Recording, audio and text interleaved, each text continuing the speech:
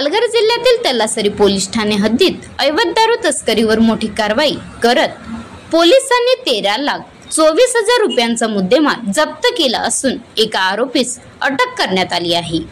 उधवा नवापाडा तहसील तलासरी येथील रत्नेश लालजी उपाध्याय व 29 वर्ष व्यवसाय चालक राहणार रूम नंबर 4335 गांगडेपाडा जय अंबे हॉटेल धानिव पिल्लार तहसील वसई जिल्हा पालघर यांनी दादरा नगर हवेली येथून बेकायदेशीररित्या दारू भरलेली महिंद्रा बोलेरो पिकअप क्रमांक MH 48 CQ 1891 उधवा तलासरी रोडने गुजरात मध्ये वाहतूक करीत असताना पोलिसांनी केली धडक कारवाई। यावेळी पोलिसांनी कारसह 13,24,000 रुपयांचा विनापरवाना मुद्देमाल हस्तगत केला आहे।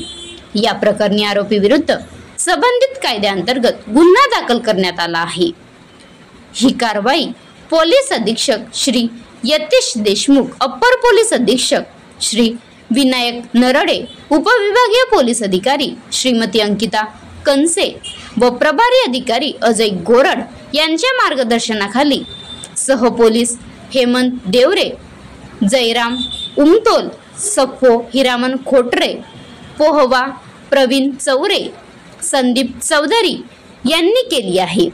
दरम्यान तलासरी पोलीस ठाण्याचे प्रभारी अधिकारी अजय गोरड यांनी नागरिकांना आवाहन केले आहे की आपल्या परिसरात कुठेही अवैध जुगार, गुटखा, अंमली पदार्थ किंवा अवैध दारू वाहतूक होत असल्याचे आढळल्यास त्यांनी मोबाईल क्रमांक 9623 96 1000 वर संपर्क साधावा।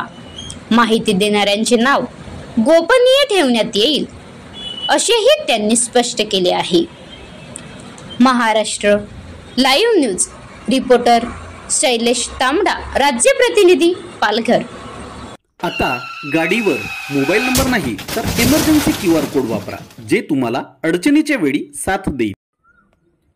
बनवा व्हिडिओ, पाठवा व्हिडिओ, आम्ही तुमच्या न्याय व हक्कासाठी लढा देऊ। ताज्या बातम्या व घडामोडींसाठी पाहत राहा फक्त महाराष्ट्र लाईव्ह न्यूज।